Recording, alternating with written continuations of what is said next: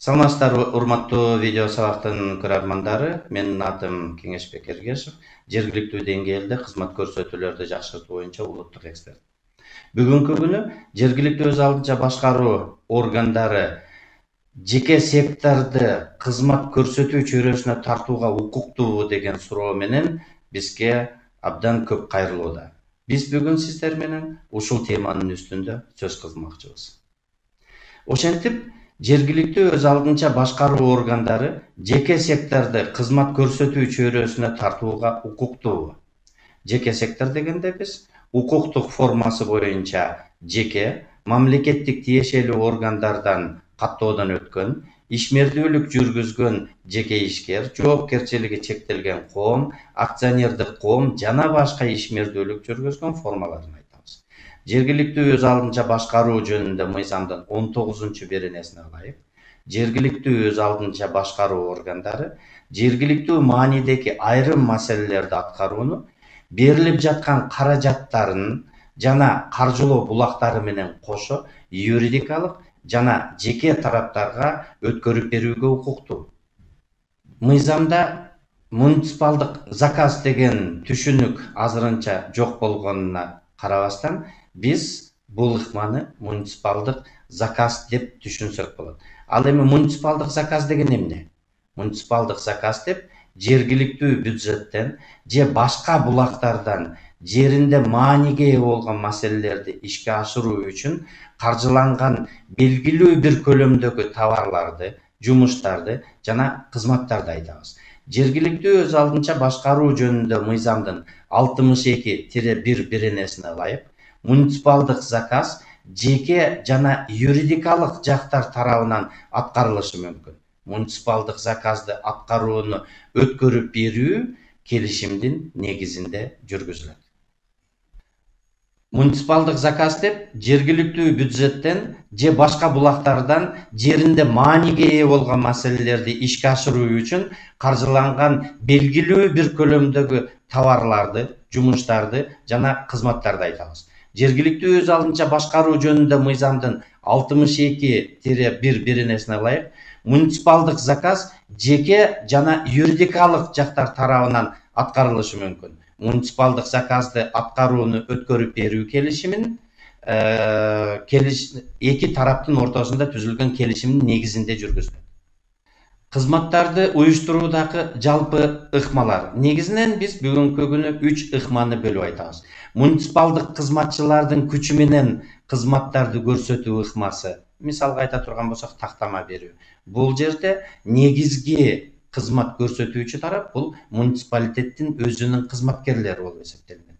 Экинчиси бул жергиликтүү өз алдынча башкаруу органы муниципалдык мекеме аркылуу же болбосо муниципалдык ишкана жана муниципалитеттин өзүнүн катышуусу менен түзүлгөн өздүк акционердик коомдун жардамы менен кызмат көрсөтүү ыкмасы.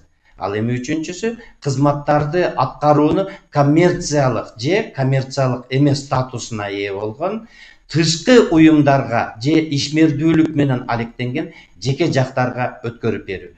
Бул ыкмалар менен жергиликтүү өз алдынча башкаруу органдары негизинен жергиликтүү өз алдынча башкаруу органдары жөнүндө мыйзамдын 18-беренесинде белгиленген жергиликтүү маанидеги маселелердин алкагында кызмат көрсөтүүлөрдү уюштурууга жана кызмат көрсөтүүгө болот. Акыркы мезгилде жергиликтүү өз алдынча башкаруу органдарында муниципалдык ишканаларды ачууну модага айландырды. Эмне үчүн алар өздүк ишканаларды ачып жатышат, себептерин келгиле талдап көрөлү. Жергиликтүү өз алдынча башкаруу органдары муниципалдык ишканалар ачылуусу менен эле көрсөтүлүп жаткан кызматтардын аткарылышы толугу менен үзгүлтүксүз аткарылып калат, көйгөй толугу менен чечилет деп ойлошот. Алар жеке кызмат аткаруучуга көз каранды болууну каалашпайт. Кырдаалды административдик ыкма менен көзөмөлдөп, бул чөйрөдө монополист болууну каалашат. Алардын өздүк уюмдарындагы менчиктердин жана каражаттардын башкарууга таасир этүү мүмкүнчүлүгү чоңойот. Бирок өздүк ишканалардын ишмердүүлүгүндө да бир топ тобокелдиктер бар экенин унутпастан биз айта кетишибиз керек. Өздүк ишканалардын ишмердүүлүгүндөгү тобокелдиктерди карап көргөн болсок, муниципалдык ишкананын ишмердүүлүгүндөгү ар бир кадам Кыргыз Республикасынын мыйзамдары менен, укук ченемдүү актылары менен регламенттештирилет. Өздүк ишканалардын кызматчыларынын айлык маянасы белгиленген эрежелер аркылуу аныкталып бекитилет. Ошондуктан жумуштун натыйжалуулугуна, эффективдүүлүгүнө жумушчулардын жана кызматкерлердин кызыкчылыгы төмөн болот.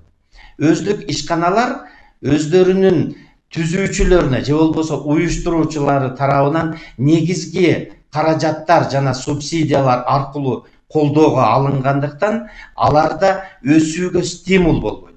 Коррупциялык тобокелдиктер чоң болот. Бюджеттеги негизсиз чыгымдарды жаратууга жол түзүлөт. Мыкты кызмат сунуштоочуну тандоодо халктын мүмкүнчүлүгү азаят. Кандай учурда өздүк уюмду түзсө болот? Объективдүү себептерден улам кызмат көрсөтүүчү тарап катары жеке сектордон талапкерлер жок болгон учурда жергиликтүү өз алдынча башкаруу органдарынын калк үчүн социалдык мазмунга ээ болгон кызматтарды акысыз сунуштоого мүмкүнчүлүк бар болгон учурда сапаттуу кызмат көрсөтүү мүмкүн болуп туруп, бирок жеке кызмат аткаруучулардын потенциалы бул деңгээлге жетпеген учурда ошондой эле bundan да башка жергиликтүү бийликтин чечими менен башка дагы учурлар өздүк уюмду түзгөнгө мүмкүнчүлүк берет. Жеке сектордун кызматтар чөйрөсүнө тартуунун пайдаларын карап көрөлү. Мына жеке тарап өзүнүн бизнесин сактап калыш үчүн жеке жак сапаттуу кызматтарды көрсөтүүгө кызыктар болот. Алар эң ыңгайлуу шарттарды сунуштаган тарапты тандоону көздөйт. Ал муниципалдык ишкананын ишине салыштырмалуу жергиликтүү бюджеттен азыраак каржыланат же болбосо таптакыр каржыланбашы мүмкүн. Муниципалитеттер кызмат көрсөтүүдөгү уюштуруучулук иштери менен алектенүү зарылдыгынан кутулат. Жергиликтүү бюджеттен негизги каражаттарды сатып алуу үчүн акчалар бөлүнбөй калышы мүмкүн. Бул деген жергиликтүү бюджеттин экономиясына алып келет. Эгер бизнес үчүн кызмат көрсөтүү пайдалуу болгон болсо, анда жарандар үчүн көрсөтүлгөн кызматтардын сапаты жогору болот. Анткени жергиликтүү бийлик жеке кызмат көрсөтүүчү тараптан талап кылууга жана күчтүү таасир этүүгө мүмкүнчүлүгү болот. Муниципалдык ишканага караганда жеке кызмат көрсөтүүчү тарапты коррупциялык иш-аракеттерге ынандыруу бир аз кыйыныраак болот. Себеби жеке тараптын кирешеси бул деген өздүк акчасы болуп эсептелет. Албетте, жеке кызмат көрсөтүүчүнүн ишмердүүлүгүндө да тобокелдиктер бар.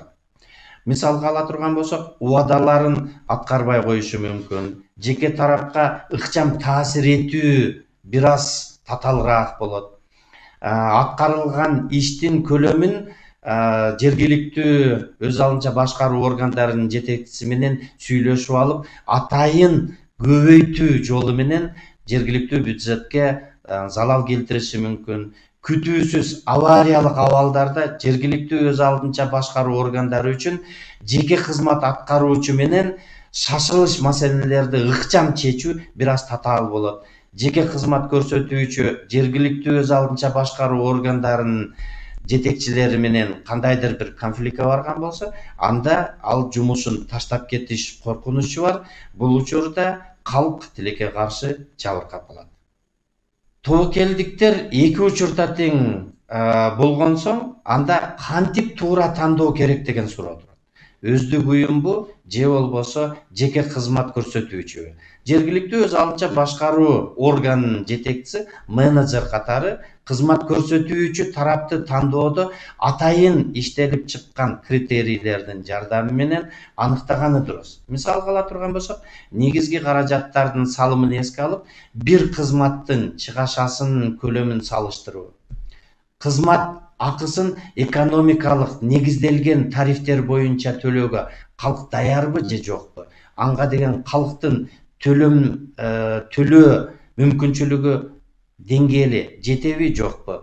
Төлөмдөрдүн салык түрүндө жергиликтүү бюджетке пайдалуулугу, кызмат аткаруучунун кызматчыларынын эмгек акысынын өлчөмү сыяктуу критерийлерди коюп туруп, андан соң жеке тараппы же болбосо өздүк тараппы кимге ыйгарууну жергиликтүү өз алынча башкаруу органдарынын жетекчилери туура чечкен болсо жакшы болот.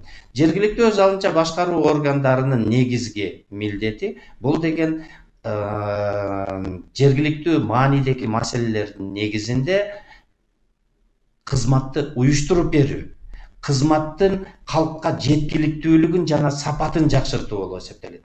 Ал эми бүгүнкү күнү биздин кээ бир жетекчилерибиз кызматтын жеткиликтүүлүгүн эмес, муниципалдык ишканалардын өнүгүүсүн жогору коюу аракети болуп атканын көрүп атабыз.